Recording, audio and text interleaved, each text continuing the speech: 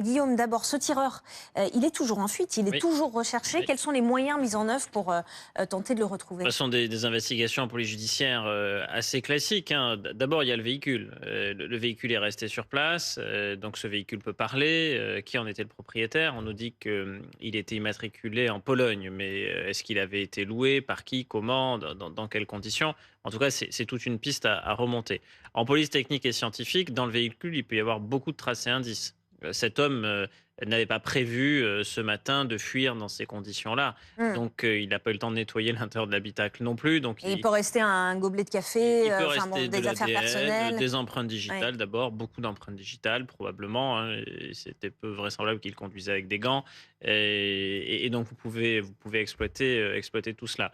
Il a été vu, à visage découvert par beaucoup de gens. Il y a eu plusieurs témoins qui sont venus, des personnes qui ont, tenté de prêter assistance, à la femme qui conduisait le véhicule, qui a été en boutique, qui elle-même était légèrement blessée.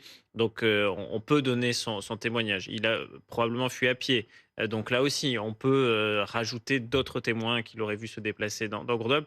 Ça fait beaucoup. Est-ce qu'on sait Et s'il y a de la vidéosurveillance? Est-ce qu'on sait si la scène potentiellement a été filmée?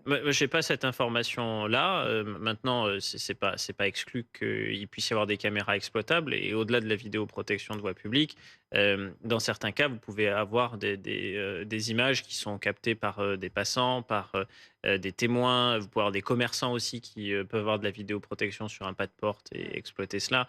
Enfin, il y a de multiples sources d'images. Mais, pour quelqu'un qui, n'a pas préparé sa fuite, qui, de toute évidence, n'avait pas pensé que à ce moment-là, dans ce contexte-là, il aurait à faire usage d'une arme et à fuir. La capacité de repli, est quand même diminuée. Où va-t-il aller? Est-ce qu'il a des amis? Mais la police judiciaire va immédiatement, aller leur rendre visite, et les mettre sous surveillance. Pareil pour la famille. Donc ça élimine quand même beaucoup d'options de repli, et on sait très bien que quand vous n'avez rien préparé, votre fuite dure pas très longtemps. Donc il est quand même hautement probable qu'on le retrouve vite.